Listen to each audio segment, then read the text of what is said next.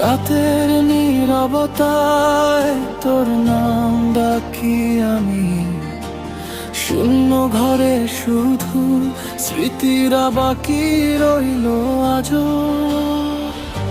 ভেবেছিলাম তুই থাকবে পাশে, সব কষ্ট ভুলে যাব এক নিমেষে, কিন্তু তুই তো বদলে গেলি, আমার গল্পটাই অসম্পূর্ণ রেখে গেলি। প্রিয় কোরাস চোখের জলে